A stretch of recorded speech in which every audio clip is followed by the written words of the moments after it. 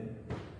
네, 오늘 본문 말씀을 통하여 담대함으로 여호와를 바라보라, 이런 제목으로 하나님의 말씀을 살펴보도록 하겠습니다. 담대함으로 여호와를 바라보라. 성도의 삶은 어린아이 장난이 아닙니다. 천성문을 향해 가는 길엔 험한 산도 있고 절망의 골짜기도 있습니다. 또한 무서운 거인과도 싸워야 하며 간교한 유혹자들을 물리치기도 해야 합니다. 본 시편 기자인 다윗 역시도 안팎으로 많은 시련들을 겪었습니다. 내적으로는 자신의 왕위를 노리는 정적들과 싸워야 했고, 외적으로는 주변 국가들의 거센 침략들을 물리쳐야만 했습니다. 그때마다 그가 했던 일이 있는데 그것은 바로 여호와 하나님께 매달리는 것이었습니다. 그것을 본문에선 이렇게 증거합니다. 너는 여호와를 바랄지어다. 강하고 담대하며 여호와를 바랄지어다. 곤경의 때에 누구를 의지해야 할지 모르는 자는 큰 위험에 처하고 맙니다. 만일 여호가 어디로 도망칠지를 몰라 갈팡질팡하게 된다면 필경 사냥개에게 잡히고 말 것입니다. 다윗은 위태한 때에 수에칠 가치조차 없는 인생들에게 도와달라고 하지 않았습니다. 인생들은 강한 대들보가 아니라 상한 갈대와 같은 연약한 존재들입니다. 인생들은 맹렬히 타오르는 불기둥이 아니라 꺼져가는 심지에 불과합니다. 과연 흙으로 똘똘 뭉쳐 만든 인생들이, 과연 한중 공기에 의존해 사는 인생들이 강해봐야 얼마나 강하겠습니까? 그러니 곤경의 때에 사람들 사이에서 갈팡질팡하지 말고 곧장 여호와 하나님께로 달려가십시오. 위태한 때 새들이 숲으로 날아가듯이, 사반이 바위틈 사이로 뛰어가듯이, 피곤한 어린아이가 어민 품에 안기듯이 곧장 하나님께로 나아가면 살 수 있습니다. 그렇게 할 때 여러분들의 슬픔이 기쁨으로 바뀌게 되며 여러분들의 탄식이 노래로 변하게 되는 줄 믿습니다. 실제로 본문 시편 27편 6절에서 다윗은 이렇게 고백을 했습니다. 이제 내 머리가 나를 두른 내 원수 위에 들리리니 내가 그 장막에서 즐거운 제사를 드리겠고 노래하여 여호와를 찬송하리로다. 이렇게 여러분도 고백할 수 있게 되는 줄로 믿습니다. 자, 그렇다면 위태한 때에 여러분들이 의지해야 될 여호와는 어떤 분이십니까? 여호와는 절대 주권자이십니다. 하늘과 땅과 땅 아래 모든 것들이 그분의 통치 아래에 있습니다. 먼저 그분은 하늘의 왕이십니다. 그분 명령이 떨어지면 가장 강력한 권능의 천사들이 그분 명령을 수행하고자 세상 끝까지 날아갑니다. 또한 그분은 지옥의 왕이시기도 합니다. 과연 지옥에서 그분의 권세에 건질 자가 어디 있단 말입니까? 지옥 전체가 그분 앞에서 벌벌 떨고 있지 않습니까? 저주받은 영들을 얽어맨 사슬들은 그분의 능력의 사슬이며 활활 타오르고 있는 불은 그분의 응징의 불이 됩니다. 뿐만 아니라 그분은 이 세상의 절대 주권자이시기도 합니다. 다니엘서 4장 32절에서 지극히 높으신 자가 인간 나라를 다스리시며 이렇게 증거를 냈습니다. 여러분들의 눈으로 볼 때는 세상 일들이 제멋대로 일어나는 것 같지만, 그러나 그분 앞에선 뒤엉킨 것도 혼란스러운 것도 뒤죽박죽된 것도 전혀 없습니다. 주권자 그분 앞에선 모든 일들이 정해진 질서를 따라 순서 있게 일어나고 있고, 모든 세력들이 항우와 서열을 지켜가며 일어나기도 하고 사라지기도 합니다. 또한 여러분의 생사화복도 그분의 주권 아래에 있습니다. 사무엘상 2장 6절 7절을 보니까 여호와는 죽이기도 하시고 살리기도 하시며 음부에 내리기도 하시고 올리기도 하시는도다. 여호와는 가난하게도 하시고 부하게도 하시며 낮추기도 하시고 높이기도 하시는 도다라고 분명히 말씀하셨습니다.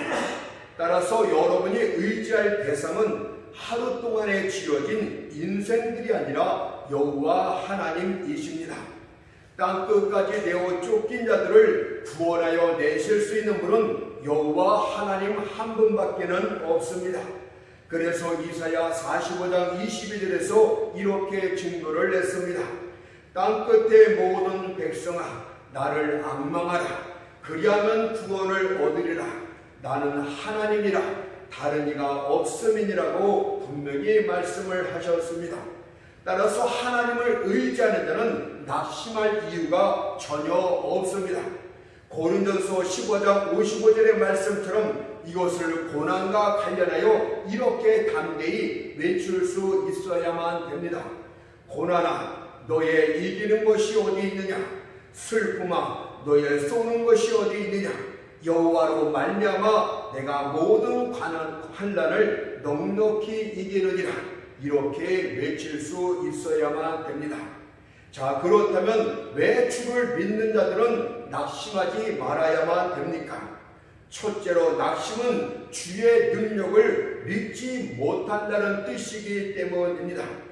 여러분들 가운데는 하나님의 능력을 믿지 못하는 가운데 10편 78편 19절 20절의 말씀을 반복하는 자가 있습니다.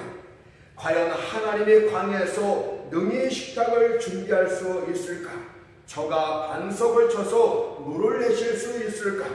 능히 우리에게 떡과 고기를 주실 수 있을까라며 끊임없이 의심하는 자들이 있습니다. 도대체 하나님을 믿지 못하면 여러분들은 누구를 믿는단 말입니까? 다니엘서 4장 35절에서 하늘의 군사에게든지 땅의 범인에게든지 그는 자기 뜻대로 행하시나니 라고 말씀하지 않습니까?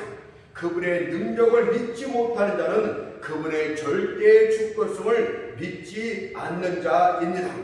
따라서 만일 여러분이 하나님의 능력을 믿지 못한다면 과거 출애굽한 이스라엘 백성들이 하나님의 능력을 의심함으로 축복의 땅 가나안에 들어가지 못했던 것처럼 여러분들 역시도 축복의 반열에 결단코 서지를 못합니다.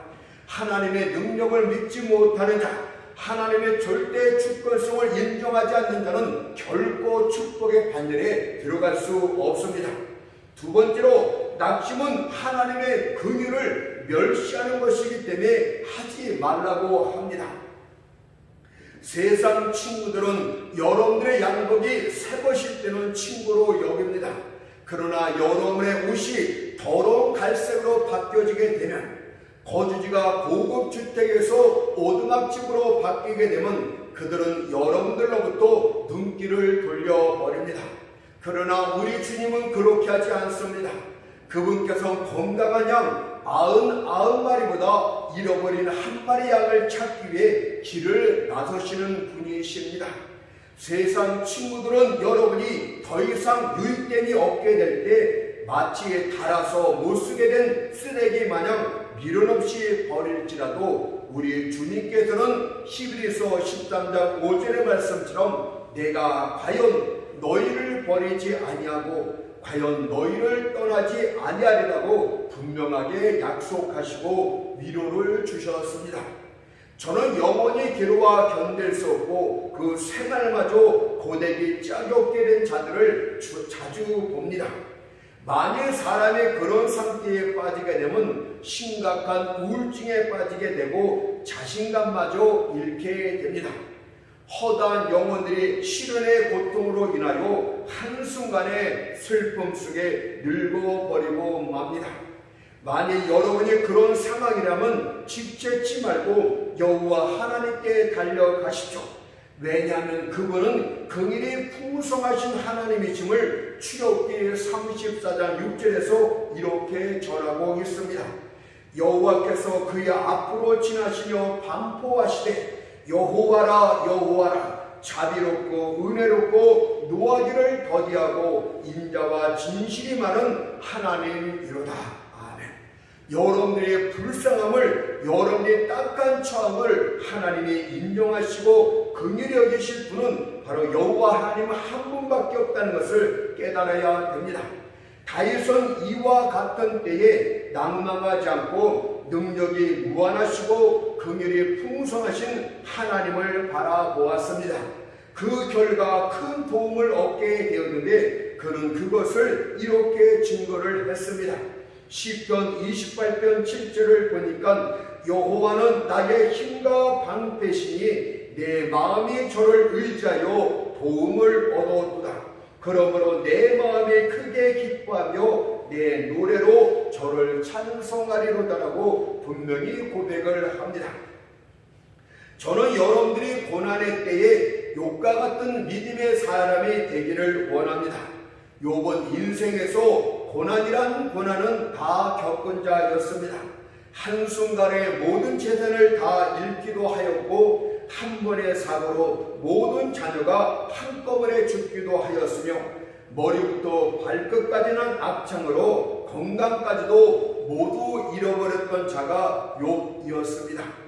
욥은 자신에게 닥친 모든 고난들이 너무 고통스러워 겉옷을 찢고 머리털을 밀며 땅에 뒹굴며 엎드려 엉엉 울었다고 합니다. 욥기서 1장 20절을 보니까 욥이 일어나 겉옷을 찢고 머리털을 밀고 땅에 엎드려 라고 기록하고 있어요. 그렇다면 여러분도 슬픔과 고통 중에 빠졌을 때 슬픔을 억제하는 것이 아니라 마음껏 슬픔을 쏟아내야 됩니다. 시편 62편 8절에서 백성들아 그 앞에서 마음을 토하라고 말씀하셨듯이 하나님을 향해서 크게 소리치며 눈물을 흘리며 슬픔을 토해내야 됩니다. 그러나 불평하거나 하나님을 원망하지는 마십시오. 욥은 자신의 모든 슬픔을 다 쏟아내는 중에도 하나님을 원망하지 않고 도리어 그분을 찬양했습니다. 그리고 최고의 믿음을 고백을 하게 되는데 그것이 욥기서 13장 15절의 말씀입니다. 비록 그가 나를 죽이신다 할지라도 그래도 나는 하나님을 믿겠다. 자신의 가장 밑바닥 죽이신다 할지라도 죽음까지도 생각하였지만 그래도 나는 하나님을 끝까지 믿겠다는 최고의 고백을 했습니다. 이것은 마치 이런 고백이 아닙니까? 하나님이여 지금 내겐 나쁜 일만 일어나고 있습니다. 그리고 점점 상황은 나빠지고 있습니다. 그러나 아무리 나빠진다 할지라도 나는 당신만을 의지하겠습니다. 어떤 상황이 닥쳐온다 할지라도 절대 당신만큼은 놓아주지 않겠습니다. 얼마나 멋진 고백이란 말입니까? 불신앙의 사람들은 욥과 같은 상황에 빠지면 낙심하고 자포자기하며 하나님께 도전적인 반역을 합니다. 하지만 믿음의 사람들은 소망 중에 하나님께 매달립니다. 비록 하나님의 도우심이 속히 오지 않는다 할지라도 힘을 다해 하나님께 매달립니다. 따라서 고난은 믿음의 진위 여부를 가리는 수단이 됩니다. 그들이 고난을 받게 되면 그들이 믿음의 사람인지 불신앙의 사람인지를 알 수가 있습니다. 숲을 곁을 지나게 될 때 우리는 그 안에 어떤 짐승이 있는지 알지를 못합니다. 하지만 그때 큰 소리를 치면서 박수를 크게 치게 되면 숲풀에서 토끼가 튀어나오든지 아니면 꿩이 튀어나오게 됩니다. 이처럼 시련이 닥쳐오게 되면 여러분들 안에 있는 불신이 튀어나오든지 아니면 믿음이 튀어나오든지 둘 중 하나가 나타나게 됩니다. 따라서 고난을 겪게 되면 이 사람이 원래 믿음의 사람이었는지 불신적인 악한 사람인지를 깨닫게 됩니다. 곤경의 때 진짜 신앙인은 비록 내가 가진 것을 다 잃는다 할지라도 비록 그분께서 나의 울타리를 다 무너뜨린다 할지라도 비록 그가 나를 광야처럼 발가벗겨 놓는다 할지라도 그래도 나는 죽기까지 그분께 매달릴 것입니다. 이렇게 고백을 하지만 불신앙의 사람은 왜 내 것을 가져가냐고 손으로 움켜쥐면서 하나님께 도전적이고 반역적인 거역을 하게 됩니다. 그 당시 욥은 왜 자신에게 고난이 닥쳤는지 이유를 전혀 알지 못했어요. 그렇지만 그는 하나님의 선하심은 끝까지 믿었다고 합니다. 여러분들은 그렇습니까? 하나님이 하시는 모든 일들은 항상 옳다고 믿었어요. 내가 고난을 받는 것도 이것은 옳은 일이 틀림이 없어 하나님의 선하심 가운데 이루어지는 일이라고 그는 굳게 믿었어요. 또한 하나님이 주시는 고난은 궁극적으로 자신에게 유익이 된다는 사실도 굳게 믿었습니다. 그래서 그는 끝까지 하나님을 의지했던 것입니다. 그렇지만 여러분들은 그렇게 하는 자들이 많이 없는 줄로 믿습니다. 그 결과 고난을 보내신 목적이 성취되었을 때 하나님은 욥의 공경을 돌이키시고 갑절의 축복까지 주었음을 욥기서 42장 10절에서 이렇게 말합니다. 여호와께서 욥의 공경을 돌이키시고 욥에게 그전 소유보다 갑절이나 주시니라. 따라서 우리는 오늘 본문 말씀을 통하여 여호와를 바라보는 것과 관련해 다음 같은 두 가지 사실을 살펴보도록 하겠습니다. 첫 번째는 여호와를 바랄지어다에 대해서 살펴보도록 하고, 두 번째는 강하고 담대에 대해서 살펴보도록 합니다. 첫 번째, 여호와를 바랄지어다에 대해서 살펴보도록 합니다. 시편 27편 14절의 말씀처럼 너는 여호와를 바랄지어다, 강하고 담대하며 여호와를 바랄지어다 라고 말씀을 하셨기 때문입니다. 여호와를 바란다는 말은 여러 가지 의미가 있지만 가장 두드러진 뜻은 소원을 갖고서 간절히 하나님께 기도한다, 이런 뜻을 갖고 있습니다. 기도란 사람을 염두에 두고 하는 것이 아닙니다.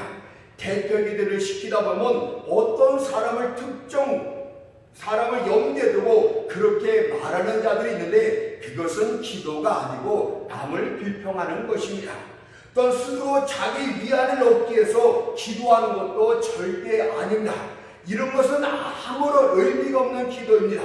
오직 기도는 하나님이 듣게 하는데 목적이 있는 것이, 자기가 위로를 받고 다른 사람이 듣게 하기 위해서 하는 것이 기도가 아니고, 기도를 하나님이 듣지 않으면 아무런 의미도 없는 것입니다. 따라서 기도는 하나님이 듣게 하는데 그 최고의 목적이 있습니다. 마치 아이가 아비를 조르듯이 하늘 아버지께 조르고 구하는 것이 바로 기도입니다. 따라서 기도는 하찮은 것이 될 수가 없어요. 절대 주권자 여호와 하늘 아버지를 움직이는 것이 기도이기 때문에 기도는 절대 하찮은 것이 아닙니다. 따라서 기도에는 반드시 응답이 있다고 성경이 말해요. 여러분들 집에 돌아가서 성경을 읽어보십시오. 성경 곳곳에 모든 성경에 기도에는 반드시 응답이 있다는 것을 증거하고 있습니다. 시편 50편 15절을 보니까 환난 날에 나를 부르라, 내가 너를 건지리니 네가 나를 영화롭게 하리라. 하나님은 여러분들을 환난에 건지고 여러분들은 하나님을 영화롭게 하면 되는 것입니다. 또한 시편 34편 6절에선 이 곤관자가 부르짖음에 여호와께서 들으시고 그 모든 환난에서 구원하셨다. 여호와가 들으셔야 돼요. 기도나 여호와가 들도록 하는 것입니다. 그 이해는 전부 의미가 없는 그냥 횡설수설하는 그런 소리 이해는 아무것도 아닙니다. 이사야 선지자도 이렇게 증거를 했어요. 이사야 30장 19절을 보니까 그가 너의 부르짖는 소리를 인하여 네게 은혜를 베푸시되 들으실 때에 네게 응답하시리라. 스가랴 선자는 스가랴 13장 9절에서 뭐라고 말합니까? 그들이 내 이름을 부르리니 내가 들을 것이며 나는 말하기를 이는 내 백성이라 할 것이요 그들은 말하기를 여호와는 내 하나님이시라 하리라고 말씀하셨습니다. 성경 모든 곳곳에서 기도 응답이 있다고 약속이 있습니다. 그런데 어떻게 의심할 수 있다는 말입니까? 만일 기도를 하면서도 기도를 하면서도 하나님의 약속을 기도 응답이 있을까 의심하고 있는 자는 대단히 나쁜 사람입니다. 성경에 그토록 많은 약속이 있음에도 불구하고 응답이 없다고 생각하는 자는 하나님을 거짓말쟁이로 만들고 있는 것입니다. 예를 들어서 어떤 부자가 거리에서 구걸하는 거지들에게 이렇게 말했다 칩시다. 나는 이러이러한 곳에 살고 있도다. 너희는 내일 아침에 그곳에 와서 문을 두드리면서 내 이름을 부르라. 그리하면 내가 너희에게 필요한 것들을 주겠다고 약속을 했어요. 이튿날 아침 불쌍한 거지들이 부잣집 문에 모여 그가 시킨 대로 문을 두드리며 그의 이름을 불렀습니다. 그러나 거지들이 지칠 정도로 이름을 부르고 문을 두드렸지만 안에선 아무 반응이 없었습니다. 그러자 거지들이 부자를 향해서 이렇게 욕을 합니다. 참 지독한 부자 놈이로군. 헛말을 짓거리 같으면 멀쩡한 사람들을 상대할 것이지 어떻게 우리처럼 헐벗고 불쌍한 거지들을 상대한단 말이냐. 아주 못된 취미를 가진 놈이로군 하고 뒤돌아갔다고 합니다. 그런데 하나님이 응답하지 않는단 말입니까? 하나님이 그렇게 많이 약속하고 있었음에도 하나님이 응답하지 않으면 모든 사람들이 거지들이 부자를 욕했던 것처럼 그런 욕을 하지 않겠습니까? 로마서 3장 4절을 보니까 사람은 다 거짓되되 오직 하나님은 참되시더라고 말씀하지 않았습니까? 따라서 기도에는 반드시 응답이 있습니다. 하지만 응답은 지체될 수 있습니다.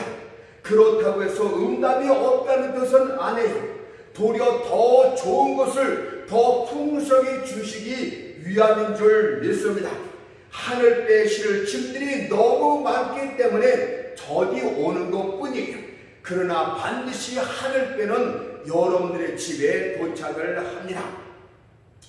그렇다면 응답받기 위해서는 어떻게 기도를 해야 됩니까? 오늘 본문을 보니까 간절히 부르짖어 기도하라고 합니다. 본 시편 기자인 다니엘 씨도 본장에서 자신이 그렇게 하여 응답받았다고 증거하고 있기 때문입니다. 시편 27편 7절을 보니까 여호와여 내가 소리로 부르짖을 때에 들으시고 또한 나를 긍휼히 여기서 응답하소서라고 말씀하고 있듯이 손으로 부르짖어 기도할 때 하나님의 긍휼히 여기시고 응답하셨다고 합니다. 부르짖음이란 고통을 표현하는 말입니다. 사람은 더 이상 침묵할 수 없기 때문에 부르짖는 것입니다. 더 이상 기다릴 수 없고 더 이상 지체할 수 없기 때문에 부르짖는 것 아닙니까? 하나님이여 속히 나를 건져주소서. 이제 더 이상 기다릴 수도 없고 참을 수도 없사오니 어서 나를 구원하소서 하고 부르짖게 되는 것입니다. 어린아이들은 고통 중에 있을 때 본능적으로 부르짖습니다. 숲속에서 미하게 된 어린아이가 할 수 있는 것은 부르짖으면서 엄마를 찾는 것입니다. 물론 부르짖음이 다른 사람들이 듣기에는 좋은 소리가 아닙니다.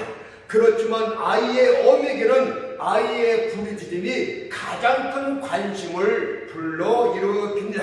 그러니까 하늘아버지께 부르짖어 기도하십시오. 고통 중에 있는 어린아이의 부르짖음에 얼부짖음에 내면하는 어미가 없는 것처럼 하나님은 절대 부르짖음의 기도에 내면치 않습니다. 혹 그런 어미가 있다 할지라도 하나님은 절대 그렇게 하지 않는다고 이사야 49장 15절이 말씀합니다. 여인이 어찌 그 젖먹는 자식을 잊겠으며 자기 태에서 난 아들을 긍휼히 여기지 않겠느냐. 그들은 혹시 잊을지라도 나는 너를 잊지 아니할 것이라고 말씀하셨어요. 뿐만 아니라 다윗은 하나님의 응답이 한두 번 또는 가끔 있었다고 말하지 않고 모든 기도에 모든 응답이 있음을 그가 친히 고백을 했습니다. 시편 34편 6절을 보니까 여호와께서 들으시고 그 모든 환난에서 구원하셨다. 모든 환난에서 구원하셨다는 말은 모든 기도에 모두 응답하셨다는 뜻이 아니겠습니까?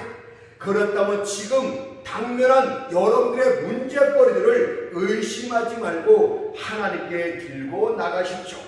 여러분들에게 힘에 겨워 감당치 못한 염려거리들이 도대체 무엇입니까? 이제 염려는 그만두고 기도로 하나님께 맡겨야 됩니다. 빌립보서 4장 6절에서도 아무것도 염려하지 말고 오직 모든 일에 기도와 간구로 너희 구할 것을 감사함으로 하나님께 아뢰라고 권면하고 있기 때문입니다. 염려는 백해무익합니다. 첫째로 염려는 여러분의 삶을 지옥으로 만들 것이기 때문에 하지 말래요. 염려의 특징이 무엇인지 아십니까? 염려하는 자에게 염려는 특히 잘 달라붙습니다. 마치 자석이 쇠붙이를 끌어당기는 것처럼 염려를 좋아하고 염려를 잘하는 사람에겐 자꾸 염려가 달라붙기 시작을 합니다. 일단 여러분이 어떤 염려를 하게 되면 그때부터 주위에 다른 모든 염려들이 달라붙게 됩니다. 그러면 잠시 후에는 머리카락보다 더 많은 염려로 증가되게 됩니다. 그때부터 여러분의 삶은 염려로 인해서 살만한 가치가 없게 되고 그 자체가 지옥입니다. 또한 염려는 큰 손상만 입히게 됩니다. 비록 여러분이 과도하게 염려한다 할지라도 머리카락 한 개라도 쉬거나 검게 할 수 없습니다. 이처럼 염려가 하찮은 일도 해결하지 못한다면 어떻게 고상한 섭리의 문제들을 해결할 수 있단 말입니까? 한 농부가 들판에 서서 만일 이 비가 계속 내리게 되면 들판의 곡식들은 다 죽고 말 것인데 라며 안다라고 있었습니다. 그러나 농부는 모든 염려와 불평을 다 쏟아낸다 할지라도 한 방울의 비도 멈추게 하지 못합니다. 다만 과도한 염려로 자신의 심장만 갉아먹습니다. 그런데 왜 과도한 염려로 자신의 힘을 스스로 나약하게 만드는 것입니까? 그러니 염려는 멈추고 기도하십시오. 어떻게 기도를 해야 됩니까? 기도의 본질은 믿음입니다. 어떤 이는 기도 중에 반신반의하면서 기도를 합니다. 과연 내 기도를 하나님이 들을까? 항상 반신반의하면서 기도를 합니다. 그런 사람은 소망과 절망을 반반씩 갖고 기도하는 자로서 하나님은 이런 자들에겐 은혜를 절대 베풀지 않습니다. 과연 응답의 씨앗을 받을 만한 믿음의 땅이 없는데 어떻게 결실을 기대할 수 있다는 말입니까? 그래서 야고보서 1장 6절 7절에서 이렇게 말합니다. 의심하는 자는 마치 바람에 빌려 요동하는 바닷물결 같으니 이런 사람은 무엇이든지 죽게 없기를 생각하지 마라. 의심하는 사람은 무엇이든지 아주 작은 것도 죽게 없기를 생각하지 말라고 말씀을 하셨어요. 또한 정욕대로 기도를 해도 여러분들은 응답을 받지 못합니다.